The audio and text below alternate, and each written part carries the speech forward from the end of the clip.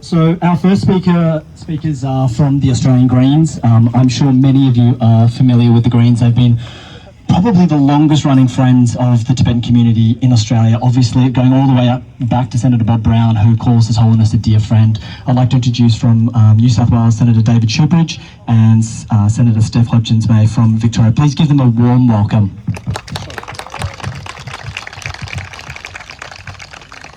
Thanks very much for that gorgeous welcome.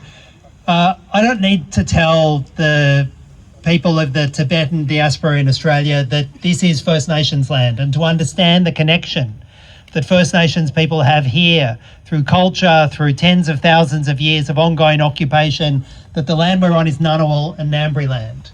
And let's take a moment and respect that connection to country that First Nations peoples have here. Respect this is First Nations land, and work across the world so that First Nations peoples with connection to land, retain that connection to land and can exercise self-determination. This is First Nations land. I'm a Greens senator for New South Wales. I'm also the party's foreign affairs spokesperson. Steph Hodgins-May is my colleague from Victoria. And I know that you've also had strong support from my colleague Barbara Pocock, a Green senator from South Australia, who has taken the lead in working with the Tibetan community here, listening to your demands and saying some very simple propositions. That the people of Tibet should determine the future of Tibet. That the people of Tibet deserve the rights to self-determination, to express their culture and express their history without any foreign domination. And it's a very simple thing to say. But what it actually requires is courage to stand up at moments and not only speak that truth, but act consistently with that truth. And that's what you're asking from your government today. And that's what, as Green senators, we 100% support. We will not allow this to be a silent, unseen attack on the Tibetan people. We are here in solidarity, and we join with you with shining a spotlight on the repression that has been going for decades. We also understand that religions must be able to determine for themselves their rules, their leaders, their future.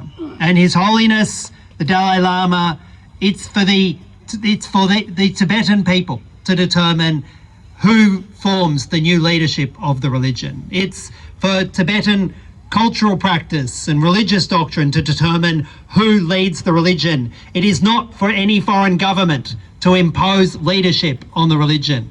We will reject that, and we speak against that. Yeah. So I want you to know that across this country, there are thousands and millions of people who are standing with you today. And I know that sometimes it can feel like no one's watching, that it's a struggle the Tibetan people have been taking by themselves unobserved. But can I tell you, there are people watching.